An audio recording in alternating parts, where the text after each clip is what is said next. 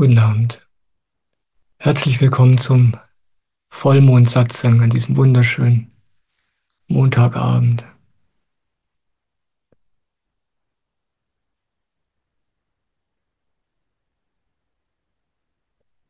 Ich freue mich sehr, dass heute wieder Satzang ist.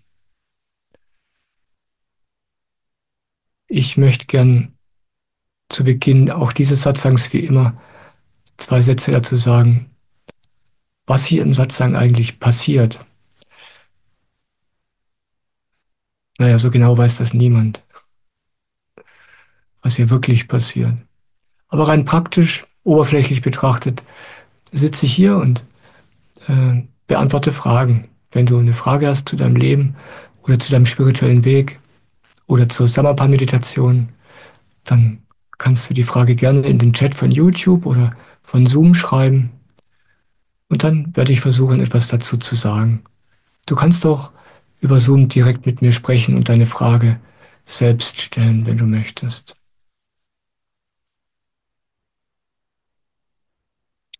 Ja, und warum mache ich das?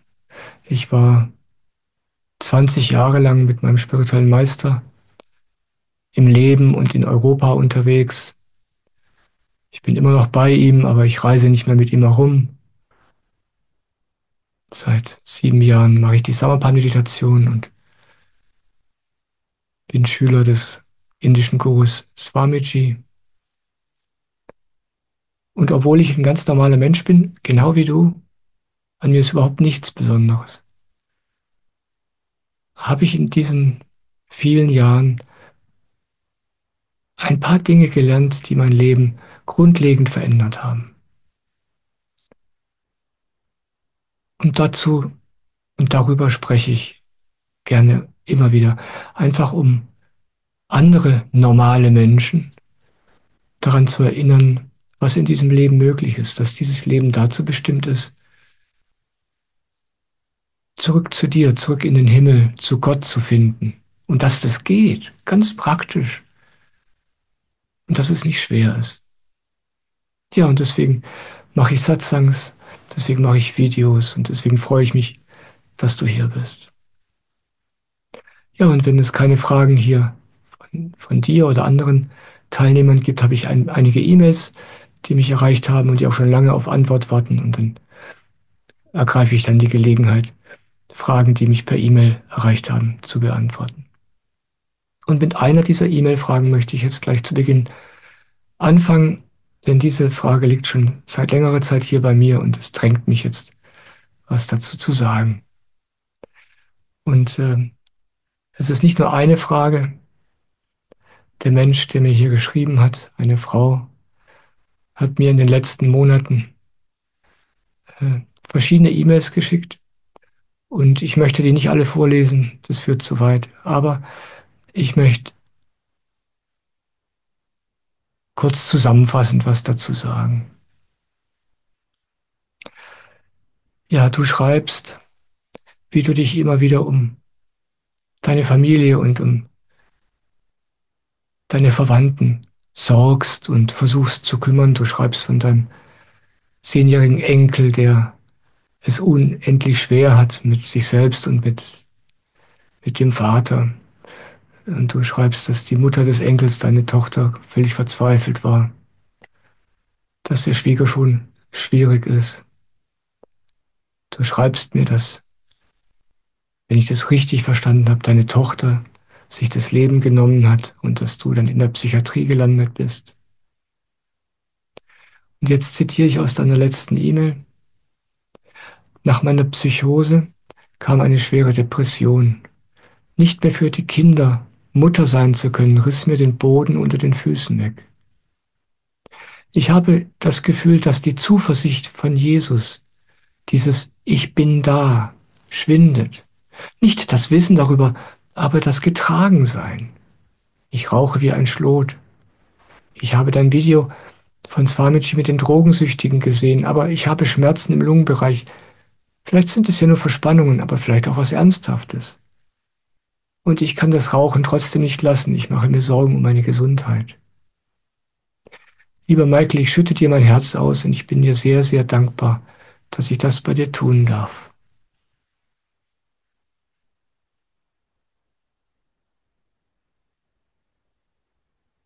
danke dir für deine zahlreichen E-Mails.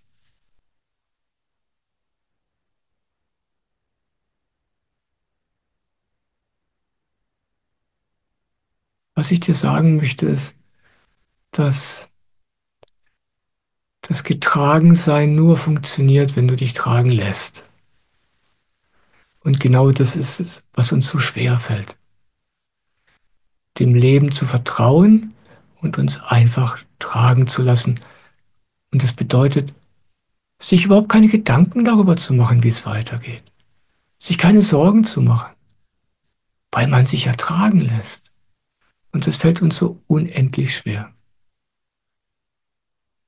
Und dann beklagen wir uns, dass wir uns nicht mehr vom Leben getragen fühlen, dass Gott fern ist. Aber wir wollen es immer selber machen. Wir wollen uns um alle anderen kümmern. Wir wollen uns um die Welt kümmern. Wir wollen alles gerade biegen, weil wir glauben, die Dinge sind so, wie sie sind, verkehrt.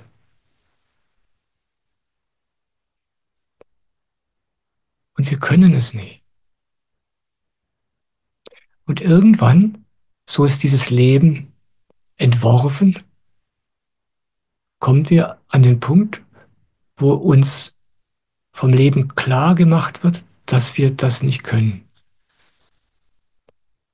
Das Leben ändern, das Leben gerade biegen, uns um alle Probleme der Menschen um uns herum kümmern. Wir können es nicht. Es geht nicht. Und wenn wir an diesen Punkt kommen, dann erleben wir das, was du erlebst.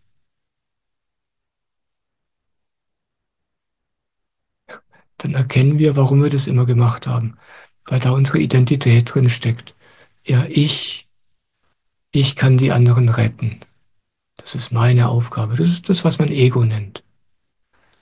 Und wenn wir das nicht mehr können, wenn das Leben uns die Mittel und die Möglichkeiten dazu nimmt, zum Beispiel, wenn du in der Psychiatrie bist und überhaupt nichts mehr machen kannst, dann ist es, als ob unsere Identität verschwindet.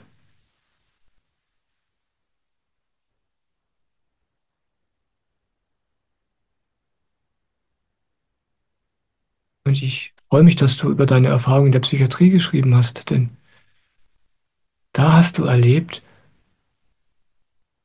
dass du dich wirklich aufs Leben verlassen kannst. Wenn du gar nichts mehr tun kannst, wenn du zusammenbrichst,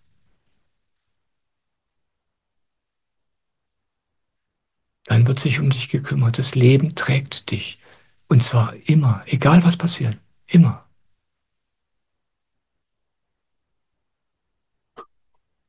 Weißt du, das Leben bringt dich an den Punkt, wo du nicht mehr kannst, wo du zusammenbrechen musst, damit du endlich die Gelegenheit bekommst zu erleben, dass es dann auch weitergeht.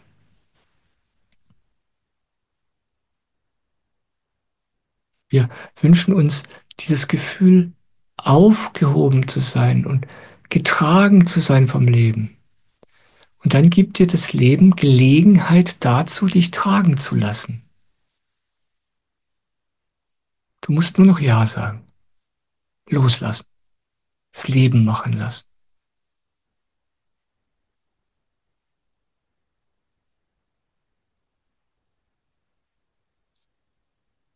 Und anstatt dich um deinen Enkel zu sorgen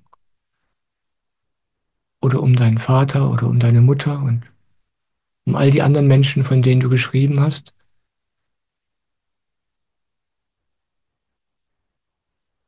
einfach hier sein und dich ein ganz kleines bisschen um dich selbst kümmern und sonst nichts tun. Das darfst du. Dafür bist du hier. Weißt du, wenn wir uns tragen lassen,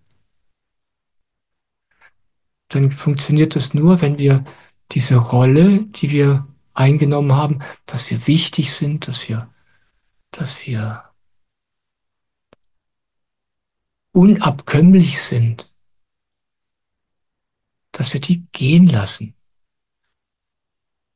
und dass wir unwichtig werden, unfähig, nicht gebraucht, sondern einfach hier sein und sich um sich selbst kümmern und sich tragen lassen.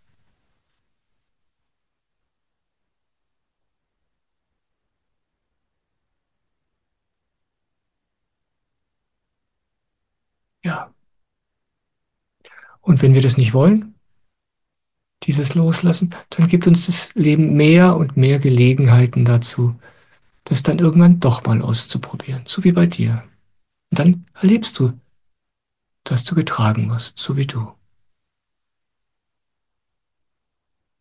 Also wenn du das erleben möchtest, wenn du Gott erleben möchtest, ja, wenn du die Hand Gottes unter dir spüren möchtest, diese Hand, die dich immer trägt,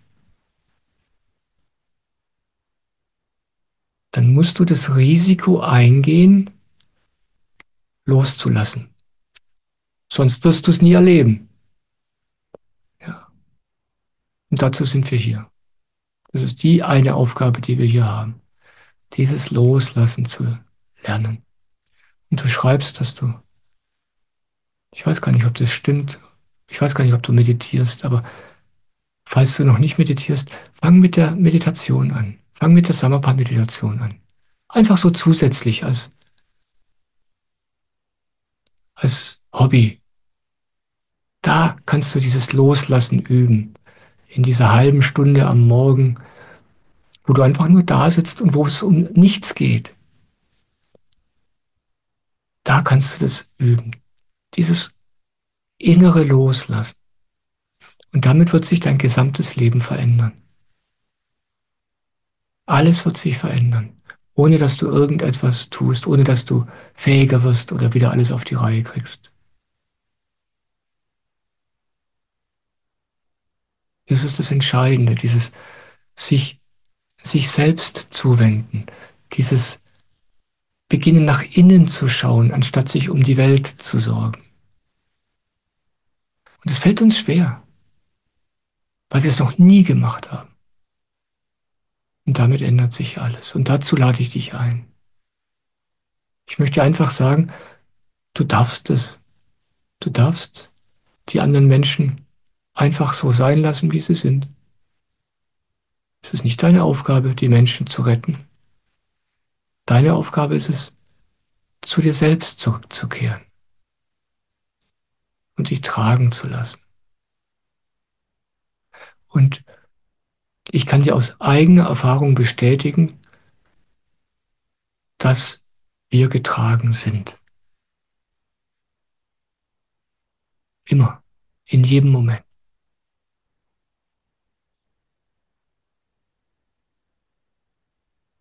Und je mehr du dich traust, loszulassen, desto mehr wirst du das erleben. Und dazu möchte ich dich gerne einladen und ermutigen. Danke. Danke, dass du geschrieben hast. Ich freue mich so sehr, dass du hier bist.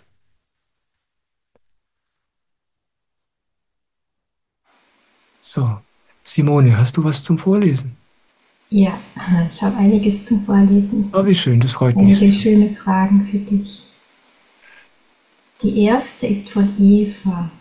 Eva, hallo. Sie fragt, lieber Michael, die Freiheit beginnt nach dem Loslassen. Aber kann man jemals ganz loslassen? Und wo fängt Freiheit an? Danke, Eva.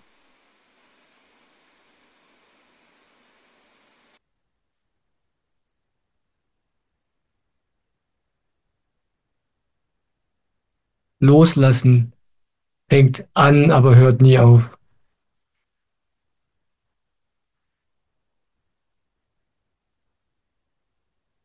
Man kann nicht, nie, also loslassen kann man eigentlich gar nicht. Ja. Loslassen ist nichts, was man tun kann. Festhalten, das kann man. Du kannst aufhören, festzuhalten.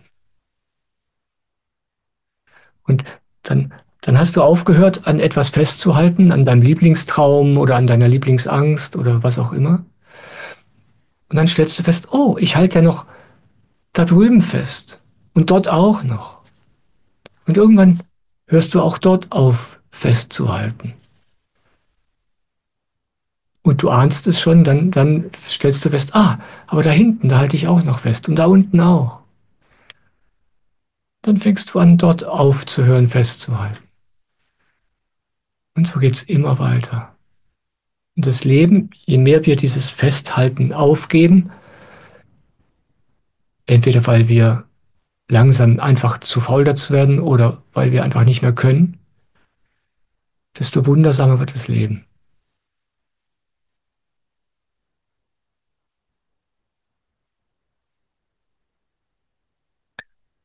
Freiheit. Ja, über Freiheit kann man natürlich viel philosophieren, aber Freiheit ist etwas ganz Praktisches. Ich habe die Freiheit, einfach hier bei mir zu sein und nichts weiter zu tun als das, was von selbst geschieht. Ich brauche mir keine Sorgen machen.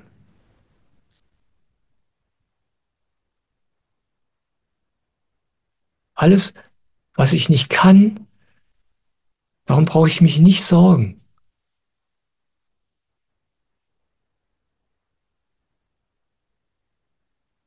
Ich muss nicht anders sein, als ich bin. Ich kann mit meiner Freiheit, mit meiner Aufmerksamkeit einfach in mir ruhen, in Gott. Egal was im Leben passiert, egal wie die Situation ist, das ist Freiheit.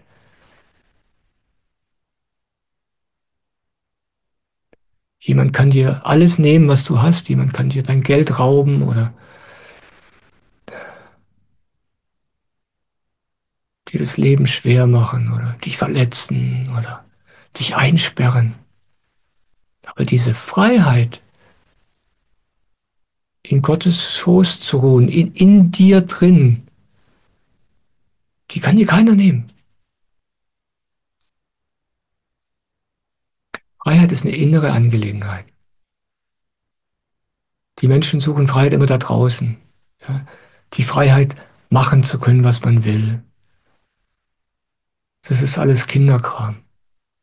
Das hat nichts mit Freiheit zu tun. Da draußen gibt es keine Freiheit. Ich wiederhole es nochmal. Da draußen gibt es keine Freiheit. Die Freiheit ist viel näher da drin. Ja, und du hast es schön zusammengepackt, die beiden Worte. Mit dem Loslassen, mit dem Aufhören festzuhalten, beginnen wir die Freiheit zu kosten und zu entdecken.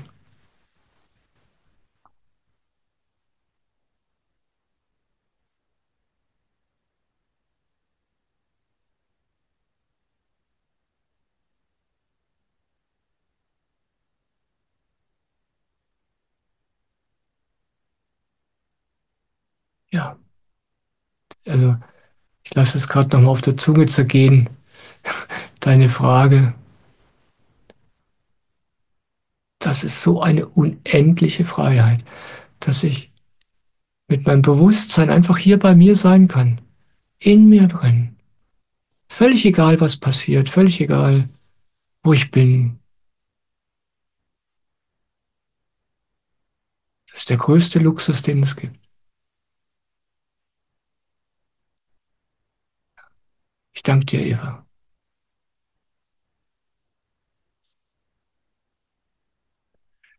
Ich habe hier noch eine E-Mail-Frage von einer Eva. Ich weiß natürlich nicht, ob das die gleiche ist, aber das inspiriert mich jetzt dazu, kurz die E-Mail-Frage reinzuschieben. Denn die wartet auch schon seit einer ganzen Weile. 4 ganz kurze Fragen. Die erste. Nach 20 Minuten Meditieren schaue ich schon auf die Uhr. Ist das ein Problem? Den Rest mache ich dann so lala. Naja, solange du weiter meditierst, ist das kein Problem. Ich habe in meinem Video, wo ich über Meditation gesprochen habe, mein vorletztes Video, Teil 2 von der Trilogie, drüber gesprochen, wie ich meditiere und ich stelle mir keinen Wecker. Das heißt, ich setze mich einfach hin und wenn ich irgendwann das Gefühl habe, eine halbe Stunde ist rum, dann schaue ich auf meinen Timer, der auf meinem Handy läuft. Und wenn ich dann merke, die halbe Stunde ist noch nicht vorbei, dann schließe ich die Augen und meditiere einfach weiter. Ist gar kein Problem. Wenn du natürlich meditierst und merkst, dass du ungeduldig bist, weil du möchtest, dass die halbe Stunde endlich vorbei ist, das ist eine andere Geschichte. Dann meditierst du nicht, dann wartest du. Ja. Meditieren ist, alles zu vergessen und den Gedanken, so gut man eben kann, keine Aufmerksamkeit zu geben. Und dann kannst du einfach schauen, nee, halbe Stunde noch nicht vorbei und dann meditierst du einfach weiter. Das ist also überhaupt gar kein Problem.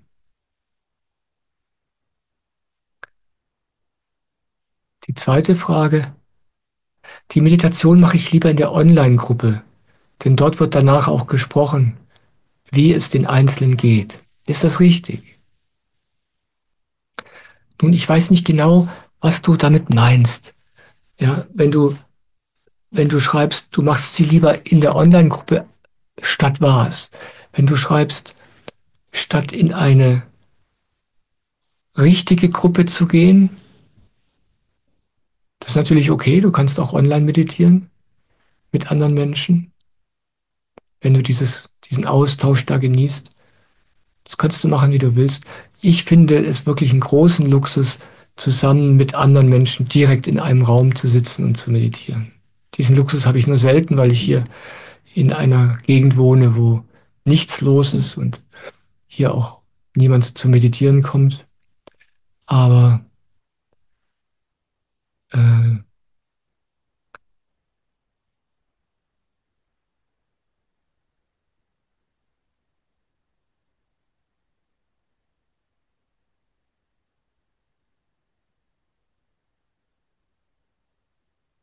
ja, ich bin gleich wieder da. Ich muss mich kurz um was kümmern.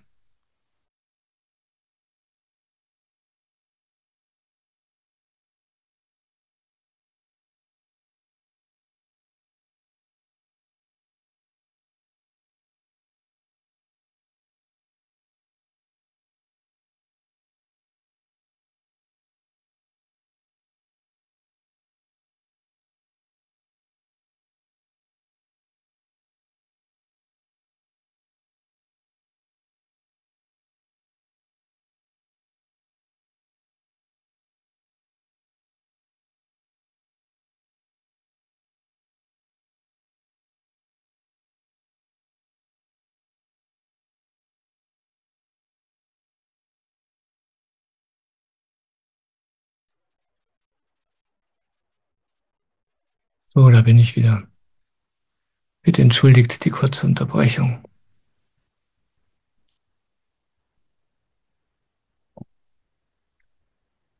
Ja, also wenn du den Unterschied zwischen Online-Gruppe und echter Gruppe meinst, dann denke ich, dass du es einfach so machen kannst, wie du möchtest. Wenn du allerdings sagst, dass du lieber in der Gruppe meditierst als alleine, dann ist es nicht gut.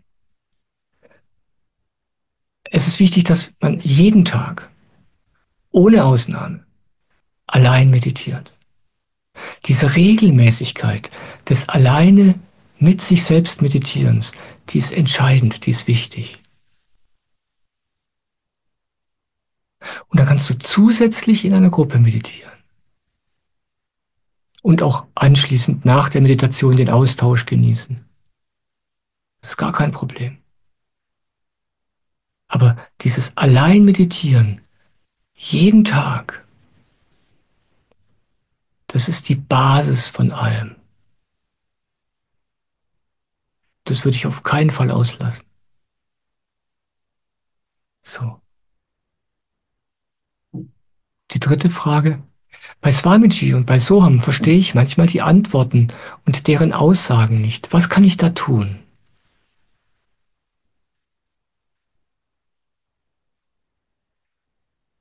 Soham, hat die Frage auch schon öfter bekommen im Satsang.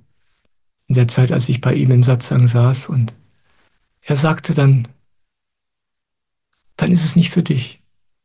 Mach dir keine Gedanken. Und ich selbst habe das auch öfter erlebt, dass ich etwas einfach nicht verstehe oder womöglich denke, das ist verkehrt, was der da sagt. Dann habe ich es einfach vergessen. Weißt du, das ist so. Du sitzt da und hörst zu oder vielleicht liest du etwas und manchmal berührt dich etwas unendlich. Und dann weißt du, ah, das ist für mich. Vielleicht verstehst du es nicht wirklich, aber du wirst berührt und das ist das Entscheidende. Das Entscheidende ist nicht, dass wir es hier oben im Kopf verstehen. Darum geht es überhaupt nicht. Aber du bist berührt und du liest es und du willst es verstehen und dadurch werden wir irgendwie verändert.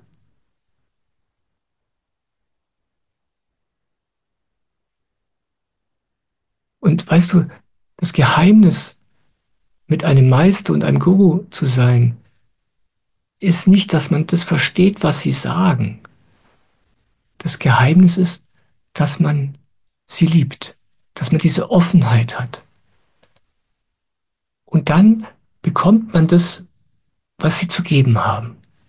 Aber das, was ein Meister und ein Guru zu geben hat, ist nicht Wissen, sondern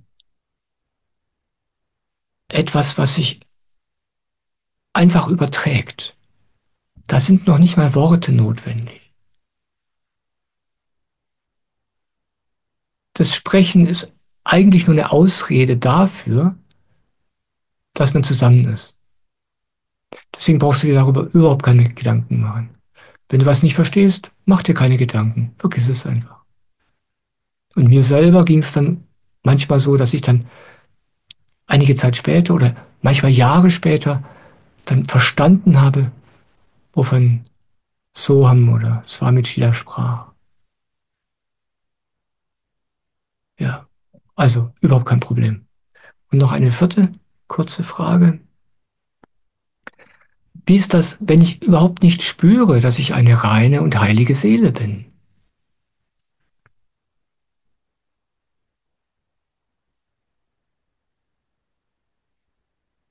Deswegen meditieren wir ja, weil wir das nicht wissen, weil wir davon keine Ahnung haben. Du bist eine reine und heilige Seele, aber du weißt davon nichts. Du sagst ja, was tun? Meditiere. Meditiere einfach. Jeden Tag, jeden Morgen. Und ganz allmählich bekommst du dann ein Gefühl dafür. Ganz allmählich. Aber es besteht keine Eile. Swamiji sagt immer wieder etwas.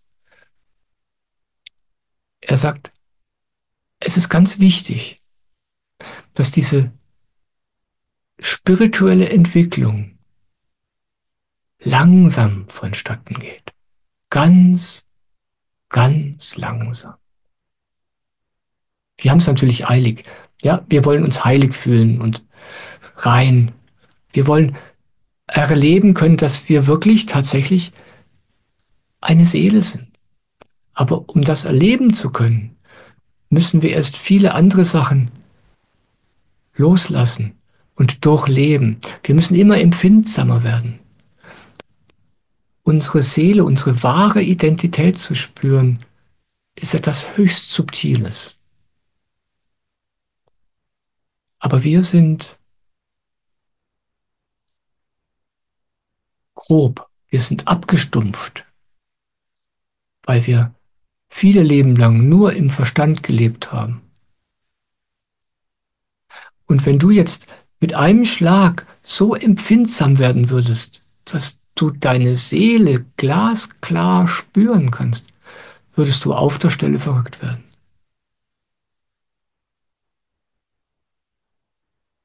Deswegen ist es ein Segen, dass es langsam geht. Ja? Wir beginnen mit der Meditation und dann fangen wir an, uns selbst kennenzulernen.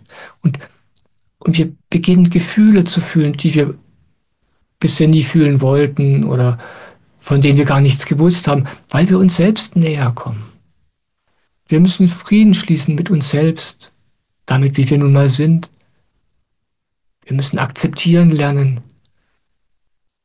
Akzeptieren, wie ich bin, akzeptieren, wie das Leben ist. Und je mehr wir das tun können, desto entspannter werden wir und desto stiller werden wir und desto empfindsamer werden wir, ganz allmählich. Und je empfindsamer wir werden, desto klarer können wir unsere Seele erleben. Das ist ein ganz natürlicher, allmählicher Prozess. Und wir können dankbar sein, dass er langsam geht. Ja, danke für deine Fragen. Ganz herzlichen Dank. So, Simone, das musste jetzt sein. Jetzt darfst du wieder. Heute hast du schon viel vorgelesen. Ja, vielleicht ist es ja sogar dieselbe Person, das weiß ich natürlich nicht. Wer weiß. Ich lese eine Frage vor von Martina. Guten Abend, Martina. Hallo, ich freue mich, dass du da bist. Lieber Michael, für mich ist Vertrauen die Basis einer Beziehung. Ich habe in diesem Vertrauen sehr viele Jahre mit einem Mann, mit Menschen zusammengelebt. Doch vor einiger Zeit offenbarte sich, dass mein Vertrauen missbraucht wurde und dieser Mensch eine Art Doppelleben gelebt hat. Der Schmerz und die Traurigkeit darüber sind unendlich groß. Mein reines oder blindes Vertrauen kommt mir so verkehrt vor und ich missachte mich dafür. Ich fühle mich naiv und manchmal wie ein kleines Kind. Ich weiß nicht mehr, wie ich Vertrauen haben kann und ob dieser Vertrauensbruch je wieder heilen kann. Kannst du bitte zum Thema Vertrauen etwas sagen? Herzlichen Dank und schön, dass du da bist, Martina. Danke, Martina. Und schön, dass du da bist.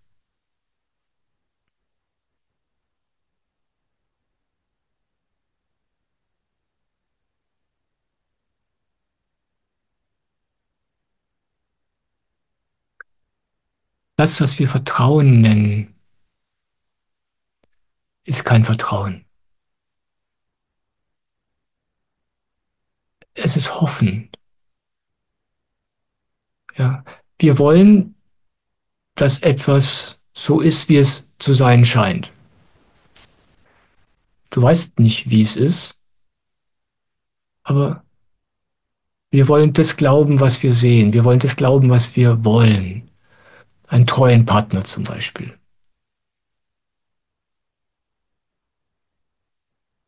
Und wenn wir irgendwann feststellen, dass das gar nicht stimmt, dann bricht in uns eine Welt zusammen.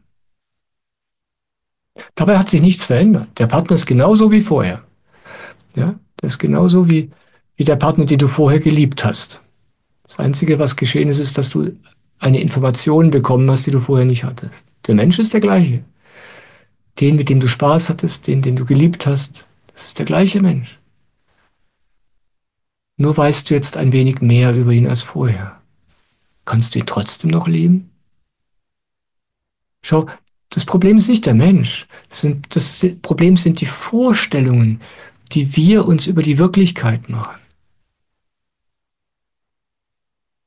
Du glaubst, du kanntest deinen Partner.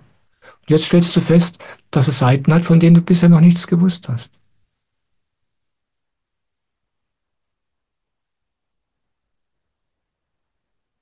Jetzt stellst du fest, dass dieser Mensch größer ist, als du wusstest, dass sein Leben reichhaltiger ist, als du gedacht hast. Ich nehme mal an, dass es um so ein Thema geht.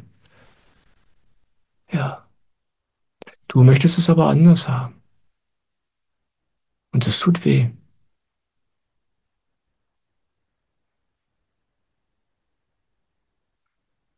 Das Grundproblem bei dieser Art von Vertrauen ist nicht so sehr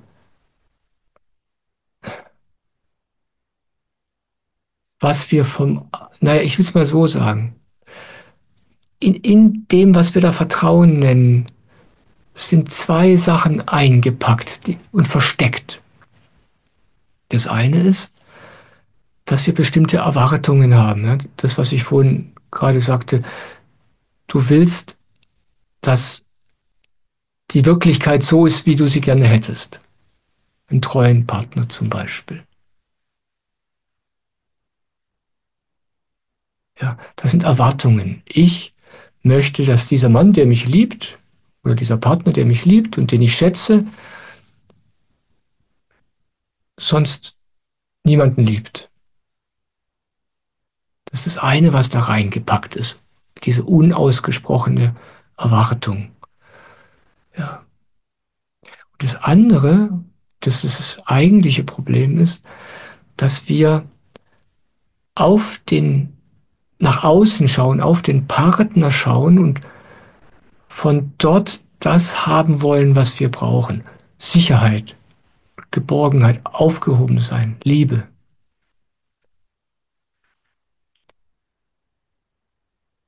Und du stellst jetzt fest, dass es da nicht ist, dass dieser Mensch nicht so ist, wie du dachtest, dass er sein ist oder wie er sein sollte.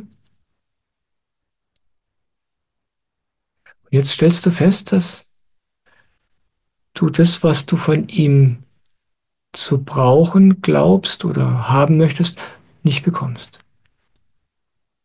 Und du bist an einem wichtigen Punkt, einem guten Punkt. Weißt du, du stellst gerade fest, dass du enttäuscht wirst, wenn du dich auf das Außen verlässt, wenn du dich auf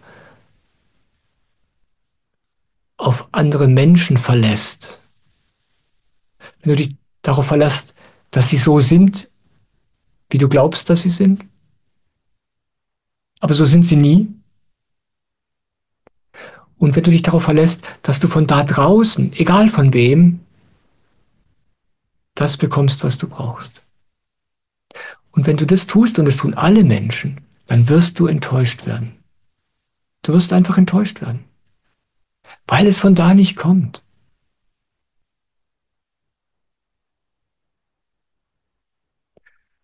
Und wenn du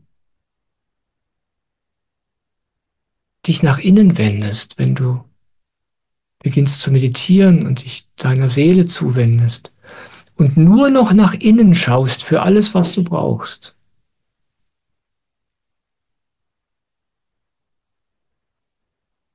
dann passieren zwei Sachen.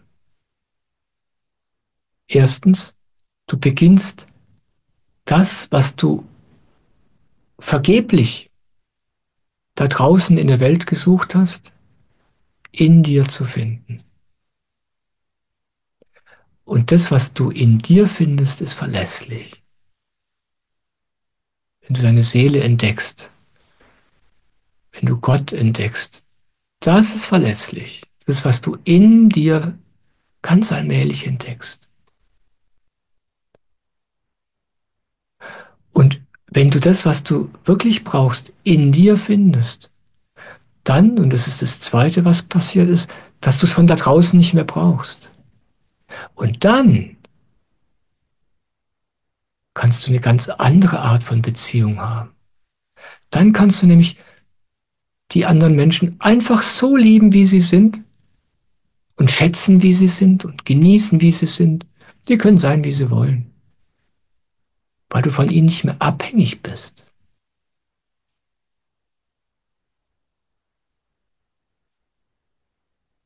Und dann entdeckst du, dass das, was du heute Liebe nennst oder Vertrauen, eigentlich Bedürftigkeit war. Ja, wir sind, ohne dass wir das wissen, verzweifelt und suchen da draußen was. Und wenn wir dann glauben, wir haben es gefunden, dann halten wir dran fest. Aber es ist alles eine Illusion. Die Menschen sind nicht so, wie wir glauben, dass sie sind. Und vor allen Dingen können sie uns das, was wir brauchen, nicht geben. Und was dir gerade passiert, ist wirklich gut und wichtig. Vielleicht, und lass mich erklären, wie ich das meine.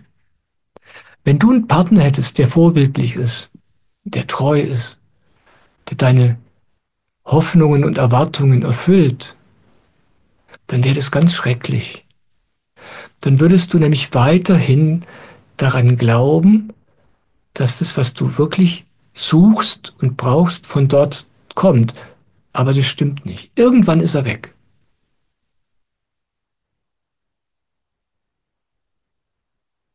Entweder weil er stirbt oder weil du stirbst.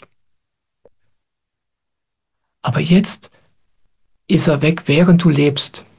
Ja, oder die Illusion zumindest ist zerbröckelt von diesem vorbildlichen Partner. Und jetzt kannst du entdecken, wo das, was du suchst, wirklich zu finden ist. Du hast noch Zeit. Ja, das Leben gibt dir durch das, was du gerade erlebst, die Gelegenheit, mal nachzuschauen, wo das, was du wirklich möchtest, zu finden ist. Das ist nicht da draußen. Das ist innen. Deswegen bist du im Satsang, um zu lernen, nach innen zu gehen.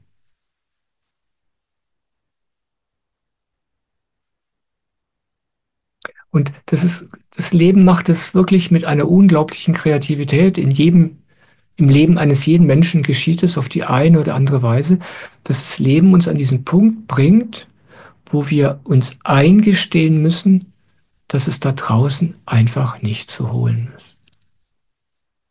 Und wenn dein Partner nicht perfekt ist, dann ist es für dich von Vorteil, weil du dann früher damit anfängst, zu dir selbst zurückzukehren.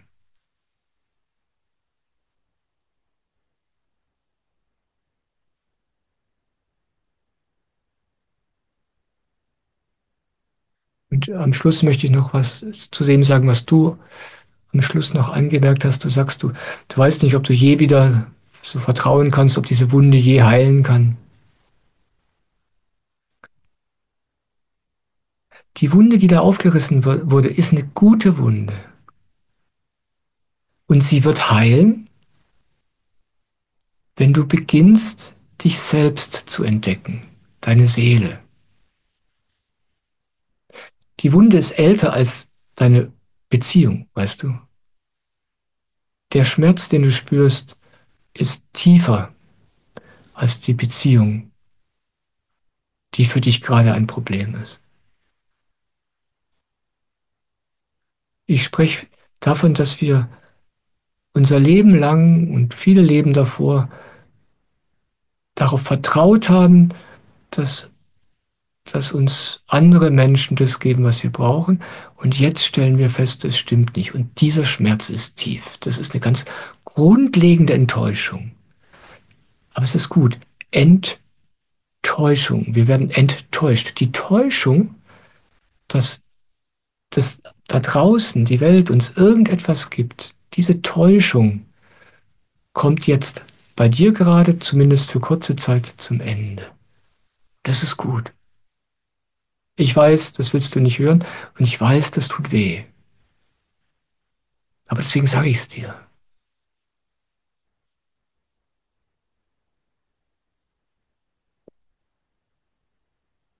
Es ist echt ein Geschenk.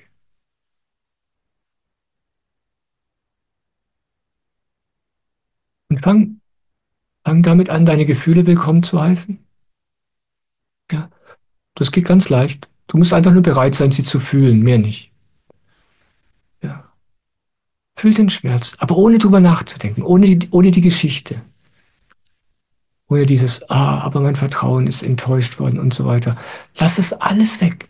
Einfach nur die reine Emotion, die im Körper steckt, die einfach fühlen. Den flauen Magen, ja, der Kopf, der sich dreht, dieser Schmerz im Herz, ohne Gedanken, ohne Geschichte, ohne drüber nachzudenken, wo er herkommt und was er bedeutet. Das bringt dich dir selbst näher. Ja. Es geht darum, dass du mit deiner Aufmerksamkeit wieder zu dir schaust und nicht daraus. Das ist die Umkehr, um die es geht.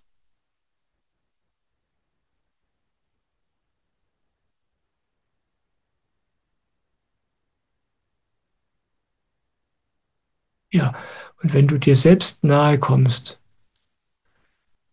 dann, dann wird dieses Vertrauen geheilt, weil du dann das entdeckst, dem du wirklich vertrauen kannst. Du kannst keinem Mann vertrauen. Du kannst ja auch dir selbst nicht trauen, ja? Du weißt ganz genau, dass du dir selbst nicht trauen kannst. Du weißt nie, was du wirklich tun wirst. Ja. Aber dem, was du in dir findest, diesem Ewigen, das ist absolut verlässlich. Das kann jeder Mensch entdecken. Falls du noch nicht meditierst, fang damit an. Das wäre mein Rat an dich. Und damit geht diese Entdeckungsreise von dem, wovon ich hier spreche, dann wirklich los. Und hör auf, irgendetwas von deinem Partner zu erwarten und hör auf, irgendwas von anderen Menschen zu erwarten. Das macht das Leben viel, viel leichter.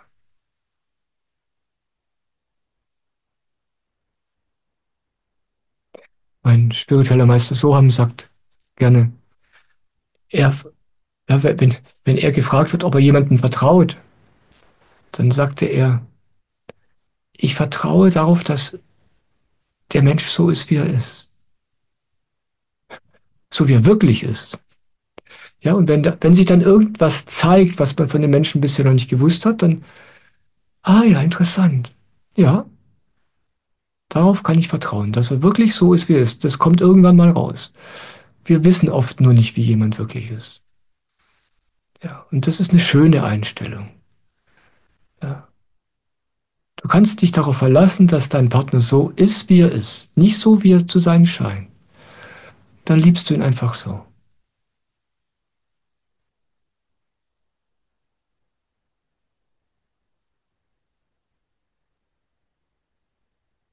Ja, ich weiß, das sind viele Hausaufgaben, die du gerade hast. Aber in Wirklichkeit ist es einfach. Sei da, wo du bist. Akzeptier dich, deine Gefühle und wende dich dir selbst zu. Das ist der entscheidende Schritt. Der wird alles heilen. Danke, Martina. Ich danke dir.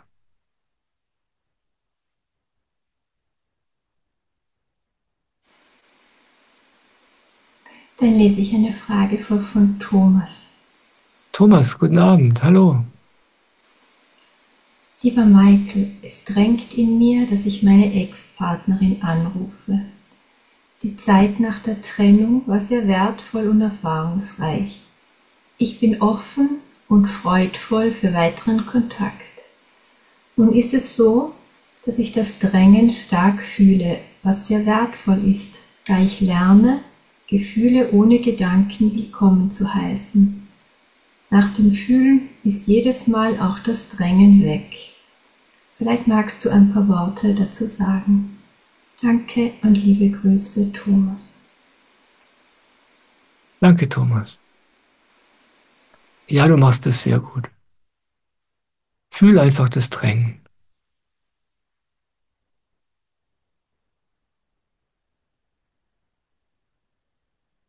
Und ich kenn das, wovon du da sprichst, sehr gut aus eigener Erfahrung. Wenn man solche Gefühle einfach fühlt, dann gehen sie einfach weg. Dann gibt es nichts mehr zu tun.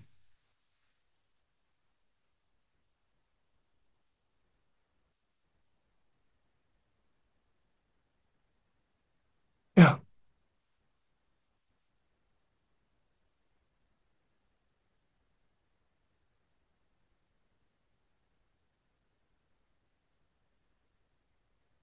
und das funktioniert mit allem.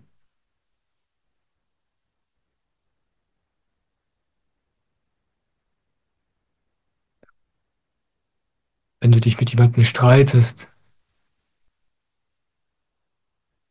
einfach den Mund halten, sich zurückziehen und die eigenen Gefühle fühlen. Und wenn man die alle gefühlt hat und dann noch was übrig ist, dann kann man weiterreden. Aber dann gibt es nichts mehr zu sagen. Das habe ich immer wieder erlebt, immer wieder. Sobald wir mit uns selbst in Frieden kommen, gibt es nichts mehr zu tun. Sind wir es, weil wir zufrieden sind. Wir brauchen nichts mehr. Danke, Thomas. Sehr schön. Ich freue mich sehr.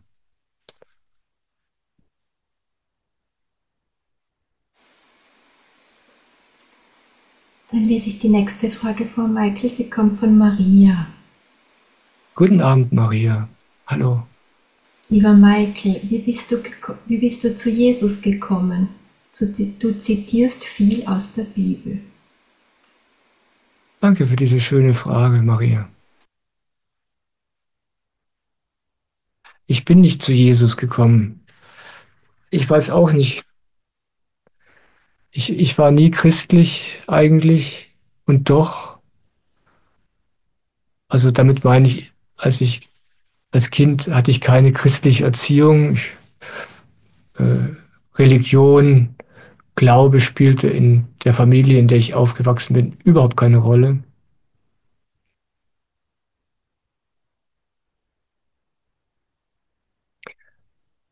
Und doch war mir Jesus nahe. Das habe ich immer dann gemerkt, wenn ich in wirklich sehr schwierigen oder verzweifelnden Situationen war. Da habe ich mich dann ganz natürlich an Jesus gewandt. Ich weiß überhaupt nicht wieso. Also ich habe den Verdacht, dass nicht ich Jesus gefunden habe, sondern er mich. Ja. Aber ich will das sagen, warum ich so viel über Jesus spreche. Ich meine, wir leben ja hier in der christlichen Kultur und deswegen wächst man, auch wenn man nicht gläubig ist, auch wenn man kein sehr religiöses Leben hat, doch mit so einem Basiswissen über unsere christliche Kultur auf. Man hat in der Schule Religionsunterricht, man kennt die einschlägigen Bibelgeschichten, man wurde vielleicht konfirmiert oder hat die Kommunion bekommen als Kind und Jugendlicher. Und man ist mit den Geschichten und den Mythen und den Überlieferungen irgendwie so vertraut, auch wenn man mit dem Ganzen überhaupt nichts am Hut hat. Und wenn man dann später im Leben selbst das findet, wovon Jesus die ganze Zeit spricht, dann versteht man plötzlich, wovon Jesus sprach. Dann versteht man plötzlich, was diese ganzen Geschichten wirklich bedeuten, ganz praktisch. Dann ergibt es plötzlich alles Sinn. Ich habe in der Schule mit meinem Religionslehrer gestritten, weil ich ihm gesagt habe, das ist doch alles Käse, das kann doch alles so nicht sein. Ich habe einfach überhaupt nicht verstanden, worum es da ging. Und der Religionslehrer auch nicht. Ja, das war ja auch nicht seine eigene Erfahrung. Der wusste ja auch nichts von Gott. Nicht aus eigener Erfahrung. Deswegen konnte der mir das auch nicht so erklären, dass ich das wirklich glauben konnte und verstehen konnte.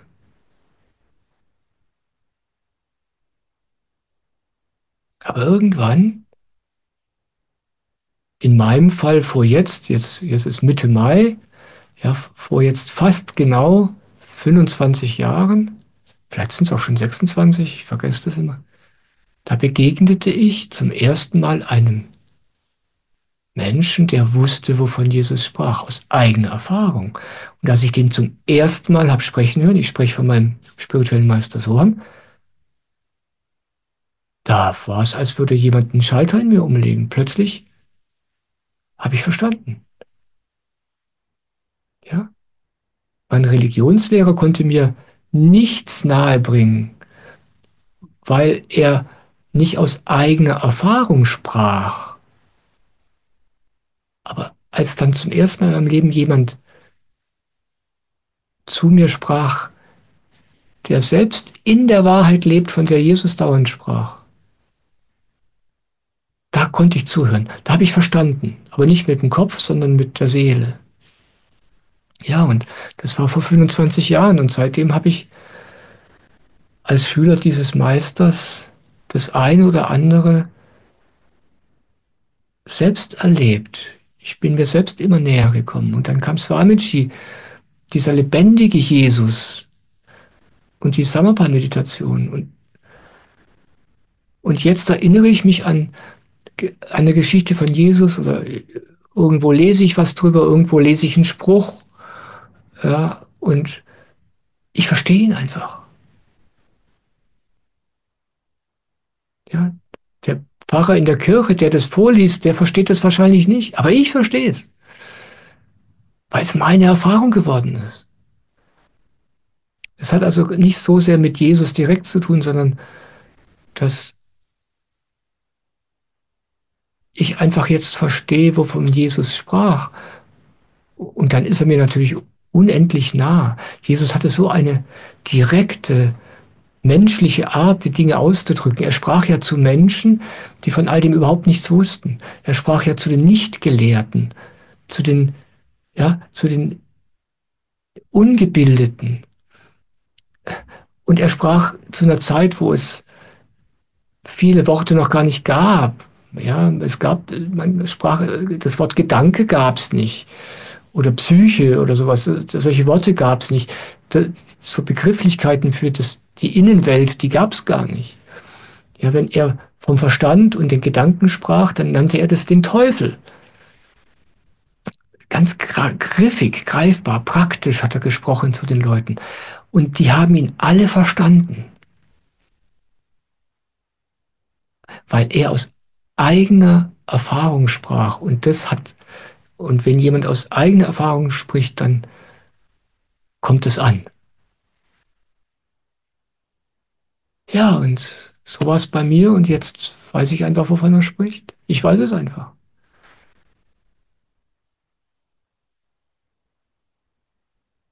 Und jetzt im Rückblick kann ich sehen, dass Jesus mir mein Leben lang schon ganz, ganz nah war. Als, als hätte mein Leben schon damals gewusst, wo ich heute sein werde. Ich weiß nicht, ob das jetzt Sinn ergibt.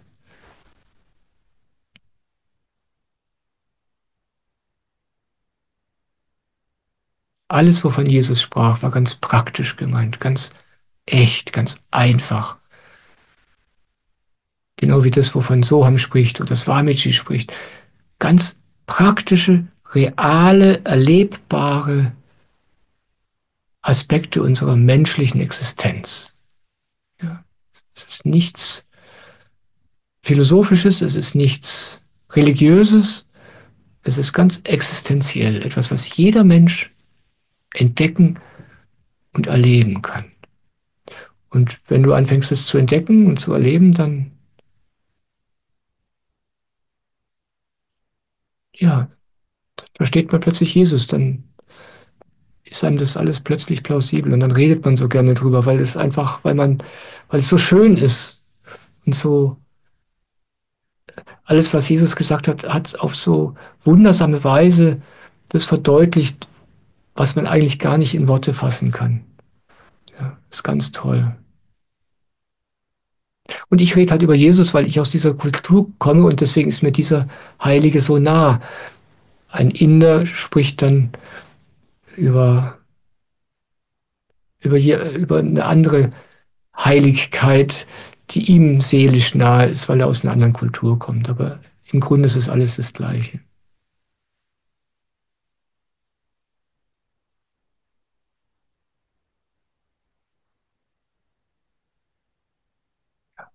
Danke, Maria.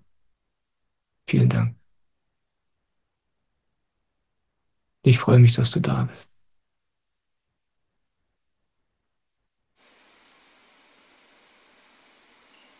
Ich lese dann eine Frage vor von Oliver. Guten Abend, Oliver. Hallo. Lieber Michael, leider habe ich nicht die Möglichkeit, in einer physischen Gruppe zu meditieren. Zur nächsten Stadt mit einer Gruppe wäre es mindestens 1,5 Stunden Autofahrt. Das lässt sich aber nicht mit meinen Arbeitszeiten vereinbaren. Nahezu alle Gruppenmeditationen finden montags statt. Bislang bleiben mir nur, von wenigen Ausnahmen abgesehen, die Online-Meditationen. Ist das auf Dauer ausreichend?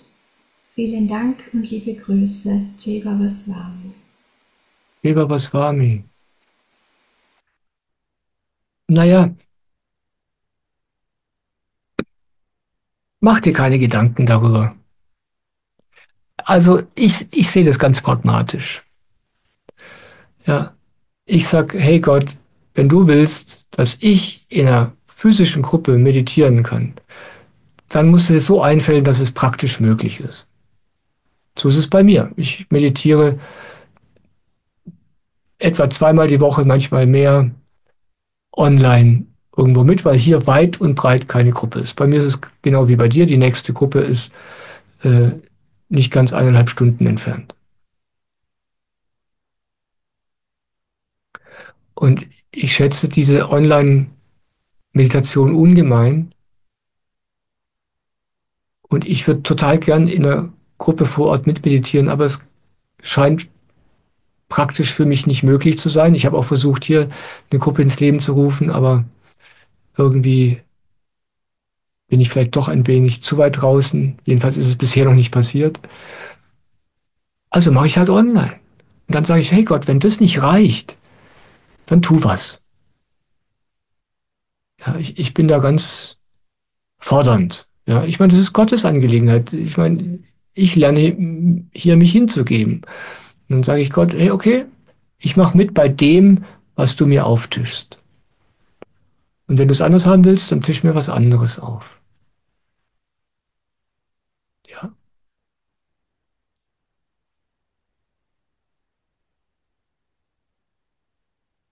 Und diese Online-Meditationen sind toll. Man kann sie jeden Tag machen. Ähm, Es gibt so viele Alternativen. Das ist einfach toll. Wir sind gerade hier in Deutschland wirklich sehr verwöhnt damit. Das ist ganz, ganz toll.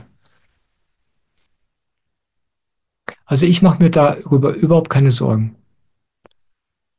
Das passt schon alles. Da bin ich mir absolut sicher. Danke, Oliver.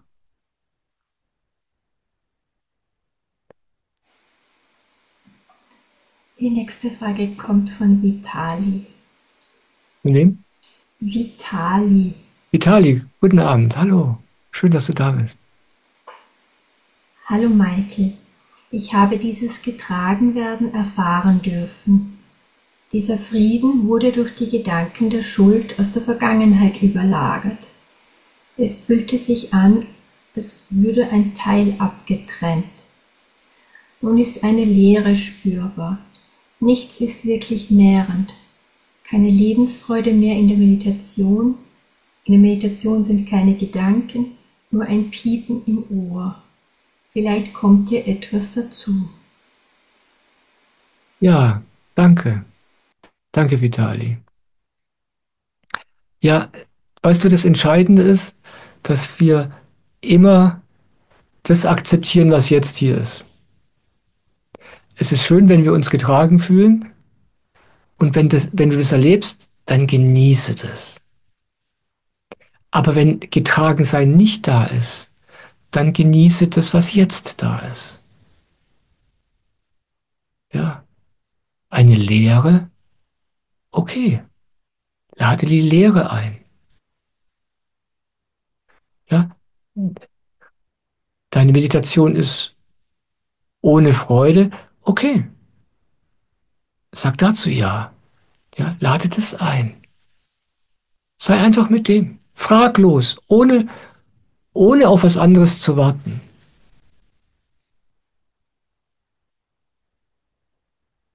Dann ist es einfach.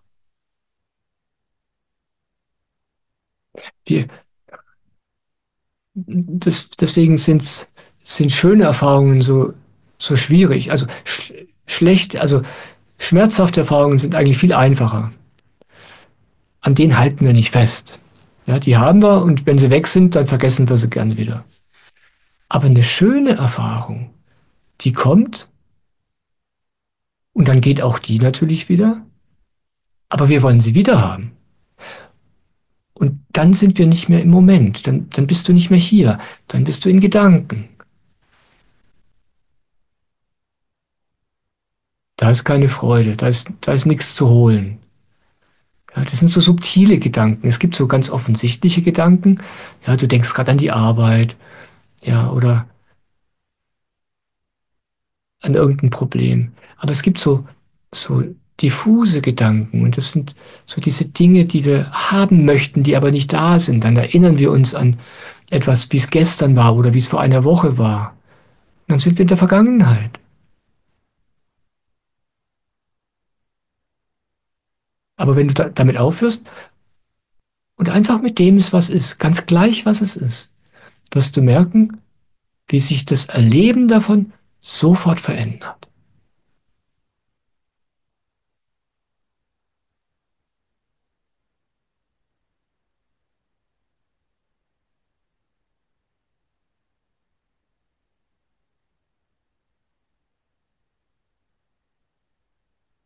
In jedem Augenblick das annehmen, was jetzt da ist. Und ich frage mich dann nicht, will ich das oder nicht? Hätte ich es lieber anders? Nee. Ah, es ist jetzt gerade so, okay. Ja, alles klar. Und mit dieser Grundhaltung, mit dieser Art der Akzeptanz, das ist Hingabe. Ja, das ist gelebte Hingabe. Dann ändert sich alles. Es ist ganz lustig, weißt du? Wir erleben so Momente, wo uns Hingabe widerfährt, manchmal sogar gerade durch schwierige Dinge, wenn uns das Leben dazu zwingt, weil wir nicht mehr weiter wissen. Und dann erleben wir das Getragensein, dann erleben wir das Wunder des Lebens. Dann können wir ganz kurz erkennen, wie das Leben wirklich funktioniert. Ja? Und das ist zu uns gekommen in dem Moment, wo wir nichts anderes erwartet haben, wo wir nichts anderes wollten, wo wir einfach nur hier waren. Dann erleben wir was Schönes, wir wollen es wieder haben und dann sind wir nicht mehr hier. Und dann ist das schöne Erleben weg. Aber du kannst alles, was hier ist, die Leere, der Schmerz, was auch immer es ist, annehmen, dich dem hingeben, ganz und gar, ohne Vorbehalt. Und dann bist du wieder hier. Und dann ist alles, es ist ganz erstaunlich. Ich erlebe das so, egal was hier ist, egal ob es schön ist oder nicht, ob es schmerzhaft ist oder nicht, wenn ich ganz und gar mit dem bin, was ist, dann ist das schön. Es tut vielleicht trotzdem weh, aber das ist einfach unglaublich. Dieses ganz und gar hier sein. Und das kannst du jederzeit wieder neu anfangen. Das ist gar kein Problem. Also vergiss alles, was du erlebt hast. Ja? Vergiss die schönen Erfahrungen, die nicht mehr da sind. Vergiss auch die schwierigen Erfahrungen, die nicht mehr da sind. Kümmere dich nur um die Erfahrung, die jetzt da ist. Und dann ist es einfach. Und dann im nächsten Moment ist es schon wieder ein bisschen anders. Immer wieder vergessen und neu schauen. Ah ja, was ist denn jetzt? Dann ist das Leben ganz einfach. Wir geraten nur in Schwierigkeiten, wenn wir das so haben wollen, wie es gerade eben war oder wie es gestern war oder vor einer Woche. Aber das macht keinen Spaß. Danke.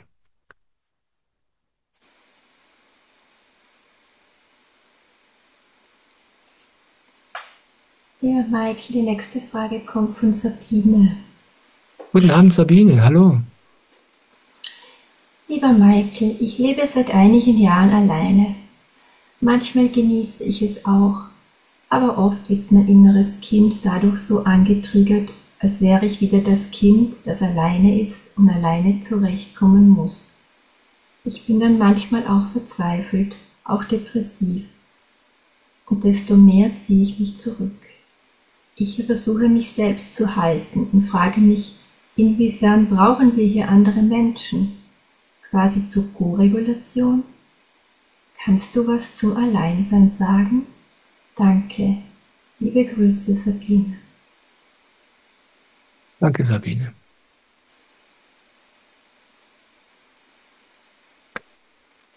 Nun, der Mensch kann nicht alleine leben. Ja, wenn ich kann nicht allein zurechtkommen. Aber ich brauche nicht die anderen Menschen. Ich brauche diese Hinwendung an etwas, was größer ist, als ich es bin. Ich brauche die Gesellschaft Gottes. Ja, ich brauche die Gesellschaft meiner Seele. Ich will es jetzt mal so ausdrücken. Wenn ich die habe, dann halte ich es mit mir selber aus. Und dann halte ich es sogar mit anderen Menschen aus. Aber dieses Alleinsein, dieses Verlorensein, von dem du sprichst, das stellt sich ein, sobald wir diesem, dem, was größer ist, als wir es sind, fern sind. Ja, wenn wir uns von unserer Seele, wenn wir uns von Gott entfernt haben. Gott ist so ein abstraktes Wort, deswegen mir gefällt das Wort Seele besser. Dieses, äh, wenn man dem eigenen Inneren nicht mehr ganz nahe ist, dann sind wir verloren, dann sind wir allein. Das ist wirklich schrecklich. Und es ist interessant, weißt du? Normalerweise ist es so, jemand, der sich auf den spirituellen Weg macht, und das ist ja passiert ja meistens von selbst, es ist ja nicht so, dass man irgendwann beschließt, spirituell zu werden, sondern das Leben wandelt sich und plötzlich merkt man, dass man anders geworden ist als andere Menschen, weil man sich auf einem neuen Weg befindet. Und wenn man auf diesem Weg ist, dann stellt man normalerweise fest, dass Dinge, die man früher ganz toll fand, ihren Reiz verloren haben. Man beginnt die Realität zu erkennen. Man beginnt zu erkennen, dass die Sachen, die man früher alle so gern gemacht hat, einem nichts mehr geben. Man hält es mit vielen Menschen überhaupt nicht mehr aus. Man stellt fest, dass viele Menschen einem überhaupt nichts mehr geben und dass es oft nur anstrengend ist. Und dann zieht man sich zurück und dann beginnt man woanders zu suchen. Aber immer wieder stellt man fest, ja, immer wieder vergisst man das, was man erlebt hat. Und dann denkt man, ach, wäre es nicht schön, wenn ich wieder Freunde hätte? Wäre es nicht schön, wenn ich wieder einen Geliebten hätte? Dann, dann wäre ich aufgehoben, dann wäre ich glücklich, dann hätte ich das, was ich brauche. Und wir vergessen, dass wir das schon x-mal ausprobiert haben und auch schon mehrmals erlebt haben, dass es da nicht ist. Aber wir vergessen das wieder.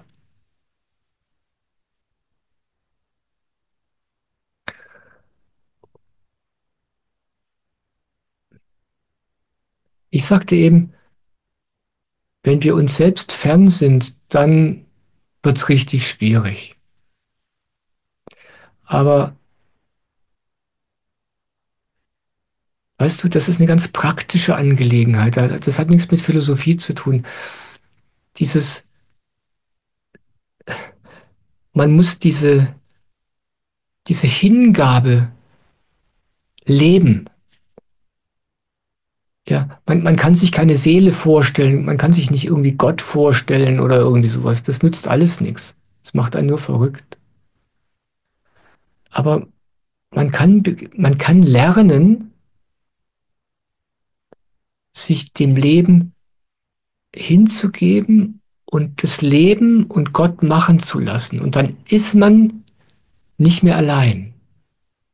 Dann ist überall um einen herum Leben, das einen trägt. Jetzt sind wir wieder an dem Punkt, an dem wir waren, ganz am Anfang vom Satzang.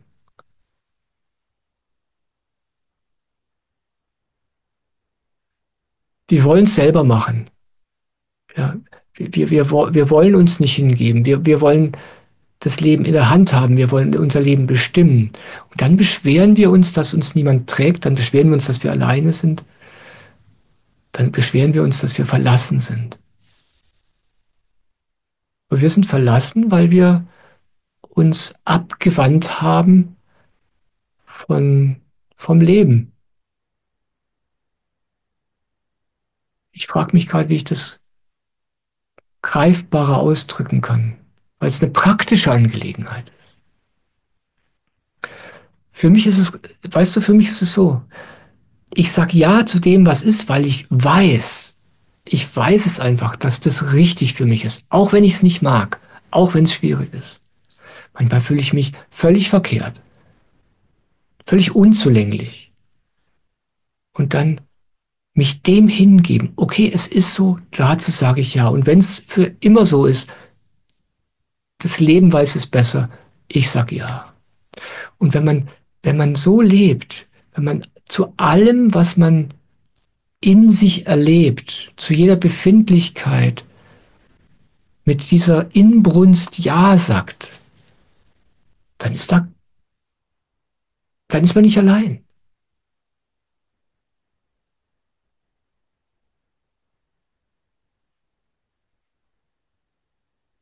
Und das lernt man durch die Samatha-Meditation, diese Art der praktischen, gelebten Hingabe. Ja, in der Samatha-Meditation ist es ja ganz simpel. Du richtest deine Aufmerksamkeit einfach aufs Kronenchakra und es geht nur, solange du nicht denkst. Sobald du denkst, bist du nicht mehr da oben, dann bist du ein Stockwerk tiefer im Verstand. Und diese einfache Aufgabe, im Kronenchakra zu ruhen und die Aufmerksamkeit nicht auf den Gedanken zu haben, die ist so schwer, weil wir diese einfache Aufgabe, die Gedanken nicht wichtig zu nehmen, fast nicht schaffen.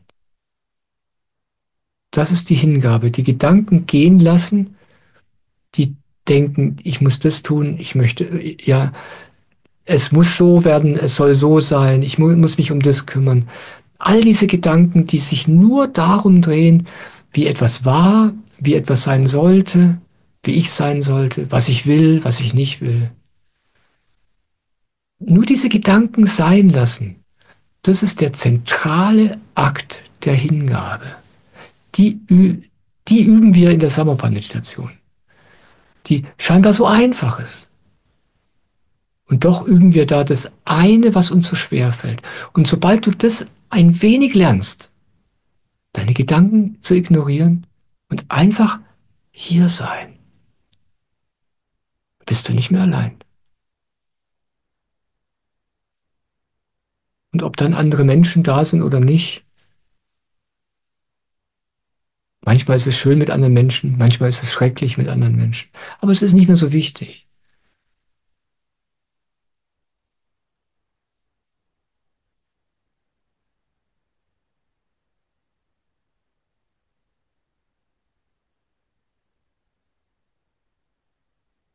Die einzige Gesellschaft, die du wirklich brauchst, und das ist die eine Gesellschaft, die wir nicht kennen und um die wir uns auch nie kümmern, ist die Beziehung und die Nähe zu unserer eigenen Seele. Und von der haben wir keine Ahnung. Vorhin gab es ja diese schöne Frage, ja, wie ist es, wenn ich nicht spüren kann, dass ich eine heilige und reine Seele bin? Ja, wir wissen überhaupt nicht, wie das gehen soll. Wir haben keine Ahnung, wie wir das spüren sollen. Und an der Beziehung zu arbeiten, das ist das Einzige, was wichtig ist und das Einzige, was wirklich was bringt. Und das machen wir, indem wir meditieren, indem wir die Gedanken ignorieren und einfach hier sind. Und da entdeckst du alles, was du suchst. Das sind leere Worte für dich, wenn du es nicht selber machst. Sowas muss man selber ausprobieren. Da führt kein Weg dran vorbei. Ansonsten sind es nur schöne oder hohle Worte. Aber sie haben keinen Wert für dich. Du musst es selber ausprobieren.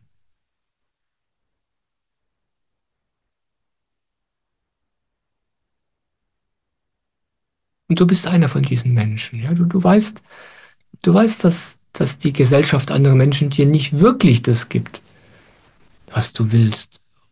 Obwohl die Sehnsucht natürlich trotzdem da ist. Ich verstehe schon.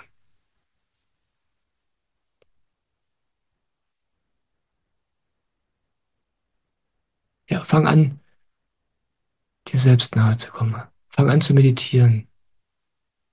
Und sei da, wo du bist. Radikal. Warte auf nichts. Meditiere jeden Tag. Und es wird sich alles für dich enthüllen.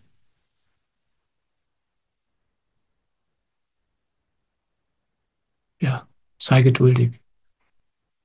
Ich danke dir. Danke für deine Frage. Michael, Kerstin möchte gerne mit dir sprechen und ich würde sie jetzt freischalten. Ja, sehr gerne. Danke. Hallo, Kerstin. Hallo, jetzt will ich mich noch zeigen, das ist ja sonst doof. Ja, sehr gerne. Ja, hallo Mike. Hallo, Kerstin. Willkommen. Schön, dass du da bist. Ja, ich überlege gerade, wie fasse ich jetzt mein Anliegen kurz. Also mein Weg, sagen wir es mal so, manifest und spirituell. Also mein Weg ist sehr geprägt von und mit Hunden. Also ich würde fast sagen, Hunde sind auch meine spirituellen Lehrer bis jetzt in meinem Leben gewesen. Also wir unterhalten uns auch auf Seelenebene. Und jetzt, um zum Punkt zu kommen, habe ich einen Hund, ähm, der mich sehr auf mich selbst zurückwirft. Also das ist ein sehr autonomer, äh, äh, führungsstarker Kerl, den ich jetzt führen muss. Also er ist auch ein bisschen traumatisiert, aber das spielt jetzt gar nicht so die Rolle. Und also ich stehe jetzt mit meinem ganzen Wissen, mit meiner ganzen Hundeerfahrung am Punkt Null, beziehungsweise nicht mehr. Also wir sind jetzt schon seit 3 Jahren miteinander und jetzt, glaube ich, geht's um den Kern. Also der macht nur, wenn er sich sicher bei mir fühlt. Also es geht um Führung. Das ist so meine Bewertung. Ich, ich muss führen, also oder authentisch, echt sein. Und momentan fühle ich mich aber sehr eher wie so ein kleines, ja, ich bin verunsichert. Mir macht es sogar was aus, dass wir auffallen, wenn wir draußen unterwegs sind, ja, mit der Leine und so weiter. Wie gesagt, es geht nicht um theoretische Hundeerziehungsaspekte, sondern ich spüre, der ist in mein Leben getreten, damit ich unter anderem, ja, so dieses Aufrichten, ich weiß nicht, ob du Ja, verstehst, ich weiß genau, wovon du sprichst. Ja. dass er neben mir geht, nicht an mir rumzerrt, weil ich ihn respektiere und er mich. Und jetzt frage ich mich, was ist, wenn ich das gar nicht kann? Also wenn ich diese Qualität nicht habe. Und ich dachte mir jetzt, wir sind keine Hundeexperten, vielleicht hast du jetzt eine Inspiration, weil ich das auch wirklich als Wachstumsaufgabe sehe und nicht nur auf manifester Hund-Mensch-Ebene, wenn du verstehst. Ja, ja, danke. Das ist eine tolle Frage. Vielen Dank. Danke, Kerstin. Ja, Tiere sind ganz toll, weil sie uns direkt spiegeln, wer wir sind. Ja, das ist gnadenlos. Und ein Hund, das ist ein Rudeltier und der akzeptiert dich als Leithund, wenn du ein Leithund bist. Du bist aber keiner. Und du willst jetzt wissen, wie du einer wirst. Ja?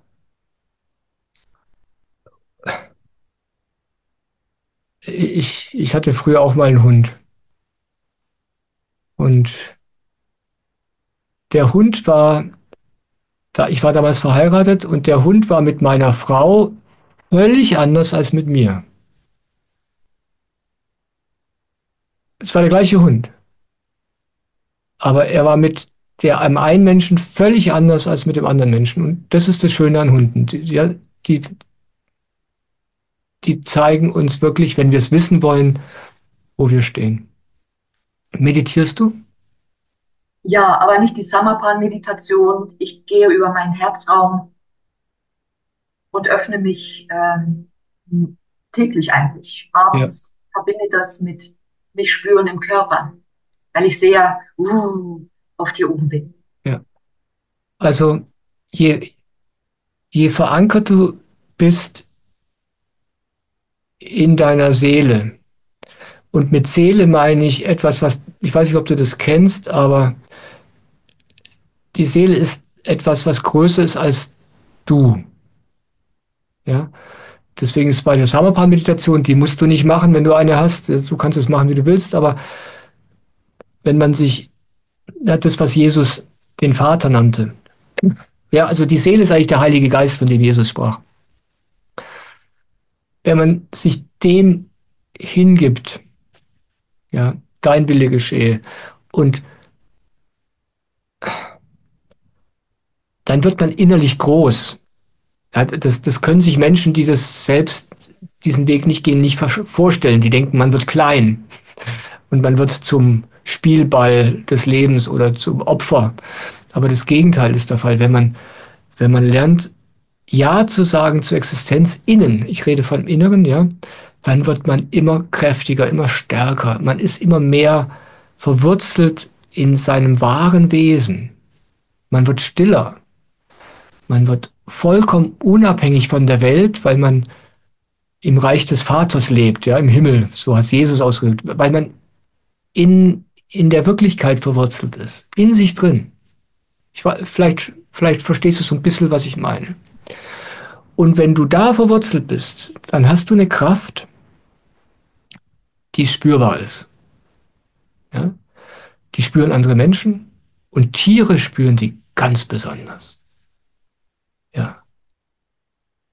Und je schwächer man ist, je schwächer diese Verbindung ist, desto mehr spüren die Tiere das und machen, was sie wollen. Und je kräftiger du bist, je weniger Fragen du hast, je weniger Zweifel du hast, je selbstverständlicher das für dich ist, dass Gott dich liebt und dass du einfach hier bist und alles geschieht so, wie es sein soll, ohne Frage. Es gibt überhaupt gar keine Frage, weil du dem Leben vertraust. Ja? Wenn diese Kraft, diese innere Stärke, also so eine Seelenkraft, das ist die Kraft, die das Miteinander mit anderen Wesen bestimmt. Und wenn du die hast, dann hast du mit dem Hund kein Problem. Und der zeigt dir einfach, wo du stehst. Ja? Der zeigt dir, wie weit du von dir selbst weg bist. Je näher du dir selbst kommst, desto Tiere lieben diese Menschenenergie, diese echte Menschenenergie. Weißt du, also nicht die Verstandesenergie, die die Welt bestimmt, nicht das, was die Menschen normalerweise verkörpern, sondern die Energie, für die wir Menschen überhaupt hier sind, die wiederzufinden. Und Tiere lieben es.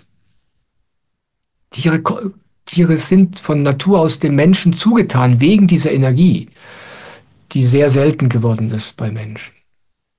Und wenn du die für dich entdeckst, ja, nicht für den Hund, für dich, dann wirst du feststellen, dass der Hund dir folgt. Ohne Frage, ja. Welche Techniken du dann anwendest, das ist alles völlig egal. Ja.